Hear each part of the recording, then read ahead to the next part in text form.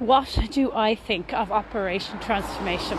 I actually think this is a trick question to get me in trouble. All right, let's start with the positives, shall we? Okay, so off the top of my head, I can think of 3 really good positives to the show. The first one, trying to get the nation healthier. Sure, that's brilliant. I wouldn't fault that message whatsoever. The second one is the community aspect to it. It's absolutely amazing to see the kind of the support and the camaraderie and all that sort of stuff on the show. Absolutely brilliant. And then the third one is I'm delighted to see your man Eddie there, the psychologist who they brought in a couple of years ago, and the way he addresses the whys and the behaviours and the root causes and all of that. I think that's absolutely great. Really, really good. So that's 3 positives. On the other hand, here are some examples from the show that have absolutely made me extremely mad, furious, to the point where I got in a lot of trouble with Karl Henry 2 years ago. And I've kind of actually stopped watching the show as a direct result, just out of fear of how much more trouble I'll get myself in. Okay, so 2 years ago, can't even remember the girl's name, but she had her weekly weigh-in and her weight was the same. So she didn't lose or gain.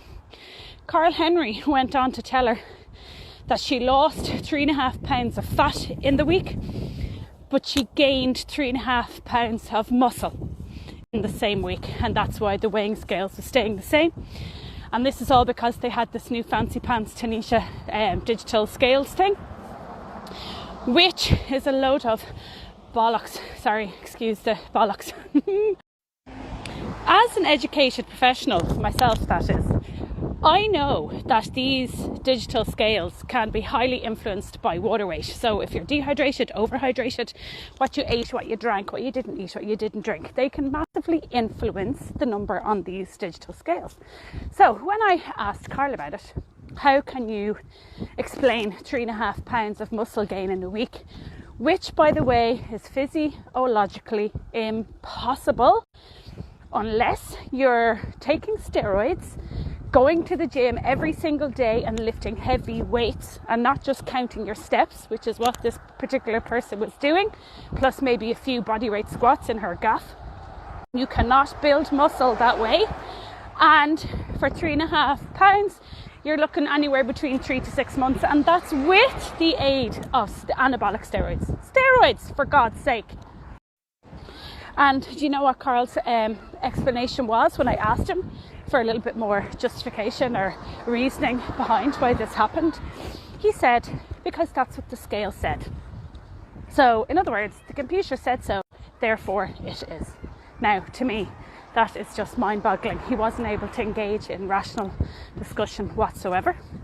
And the reason why this annoyed me, this little clip, 2 reasons. First of all, he's there on the show as a professional, but yet not able to actually give a proper professional educated explanation of this kind of anomaly, let's say. And then the second reason is it actually spreads a really negative message to women who may already be a little bit reluctant about weight training and going to the gym because they are a little bit worried about gaining loads of muscle and getting very masculine, looking like a bodybuilder. So yeah, way to go, Operation Transformation, for potentially driving some women away from wanting to give weight training a go when there's so many positive health benefits to be gained from it. So mid-walk, just want to give you a little view. It's gorgeous. Love a bit of Greystones. Alright, this is turning into a bit of a ramble. I knew it would. So I'll put all these stories together and post them to my IGTV, so you can watch it back if you want, or share it around. The second thing that bugs the absolute hell out of me about Operation Transformation is their meal plans. Right, so meal plans. Meal plans, I think, are the most ineffective and unethical ways of dieting or weight loss that is possibly out there. Bar if you are in the hospital and you're really sick and you need a dietitian to give you a meal plan to make sure that you're getting your nutrition in for like repair from injury, surgery, any of that sort of stuff. Fair play. That's what meal plans are for. They are not for the general population trying to lose a few pounds. Okay, so let's use your man Paul, who's in the current show. He's the guy who drives the trucks from Galway. I think his name is Paul. Let's keep calling him Paul. So 2 weeks ago, two things happened. First of all, he went into the deli and he actually asked them to weigh out 70 grams of lettuce. Weighing out 70 grams of lettuce. Like, what TF? What the actual fuck? In what world is that healthy or balanced? It's irrational. It's absolutely ridiculous. It's bloody lettuce. Lettuce. Okay, that's enough of a message there on that one. By the way, they also did that a few years ago as well, where I saw your one weighing out 50 grams of lettuce on our kitchen weighing scales. It's obsessive. That is not in the slightest bit healthy or balanced. Anyway, on to the second. Meal plans.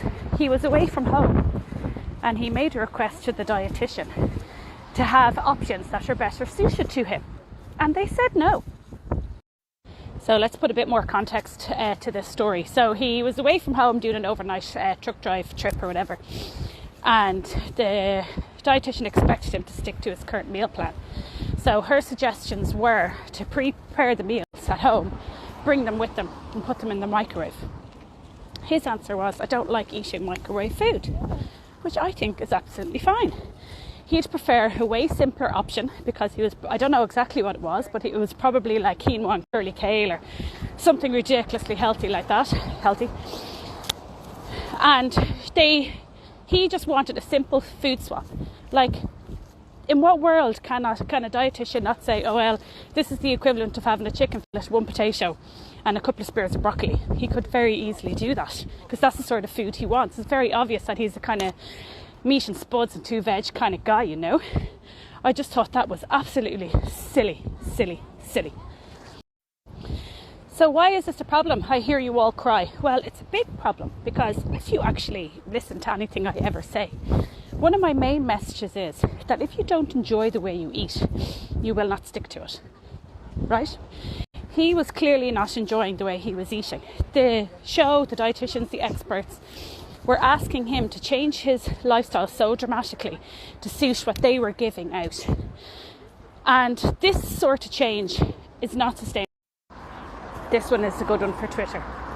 If you cannot sustain your diet, then you will not maintain the results you achieved while following that diet.